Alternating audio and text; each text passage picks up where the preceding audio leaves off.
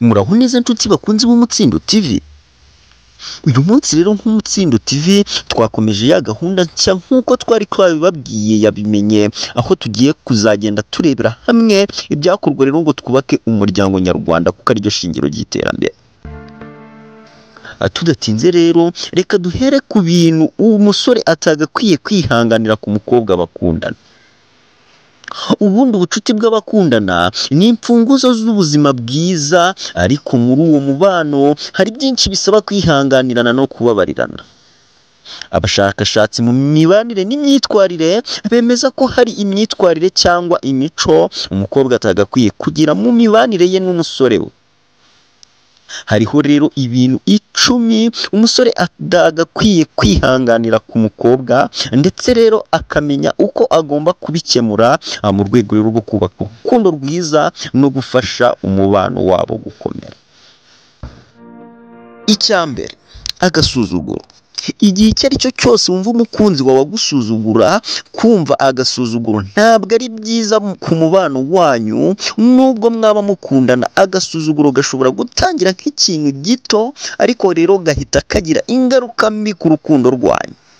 Nta musore rero n'umwe ukwiye kwihanganira guhohoterwa rero n'agasuzuguro k'umukunzi we. Uko byagenda kose ni ngombwa rero kubahana mu rukundo rwanyu. Icya kabiri, kubeshya. Kwizerana rero niryo shingiro ry'imibanire myiza. Iyo umukunzi wawe abeshye, yaba abeshye ku bintu bito cyangwa binini, bishobora rero gutera impagarara mu mubano wanyu. Nubwo rero ibyo bishobora kuba byoroheje mu buryo bw'amasano, nta musore rero n'umwe ukwiye kwihanganira kubeshywa n'umukunzi we, ngo kuko urukundo rwiza rugomba gushyirwa ku rugero rw'ukuri no kwizera. Icya gatatu, gukubita. Nubwo rero bitari bisanzwe ko abagore bakubita abagabo, uyu munsi urugomo rugenda rutera imbere. Gukubita rero byangiza umubano, haba rero ku musore cyangwa ku mukunzi we.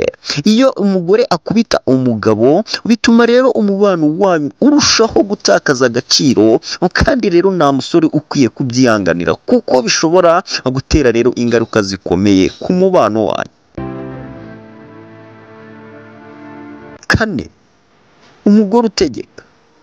Iyo umugore cyangwa umukobwa atangiye kumva ko ibintu byose bigomba kugenda uko abishaka, bitera ikibazo gikomeye mu mubano. Kubyemera rero byatuma umusore cyangwa umugabo abona ko atakibasha kugira uruhare mu mwanzuro w'urukundo, akaba rero atagikora nk'umugabo. Nta musore rero ukwiye kwihanganira umugore ugenda yivanga mu byo agomba guhitamo no kubategeka uko ibintu bigomba kugenda. Icya gatanu, umukobwa utita ku kintu na kimwe. Iyo umukobwa atita ku kintu na kimwe, ntiyitaye ku mibanire cyangwa ku mubano mu buryo bw'umwihariko, biba rero bibangamiye urukundo. Icya gatandatu, gucana inyuma.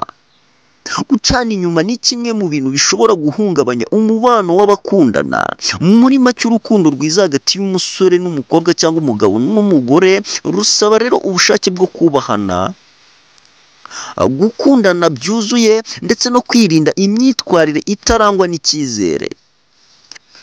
Kwihanganira ibintu bitandukanye ni ingenzi, ariko hari ibikwiye kugirwaho impaka ndetse n'ubwubahane. Umusore rero agomba kubaha umukunzi we mu rukundo, ndetse rero no gucunga neza imibanire yabo.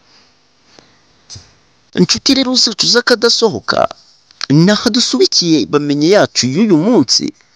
Nkaba nagushishikariza kuzongera gukurikira indi kurikira. Nkaba nakubwira ngo niba utarakora subscribe, wakora subscribe kugira ngo amakuru yacu, utuntu n'utundi, ndetse n'ibintu bigiye bitandukanye bijya bikugereraho igihe.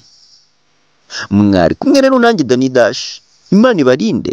Ciao ciao.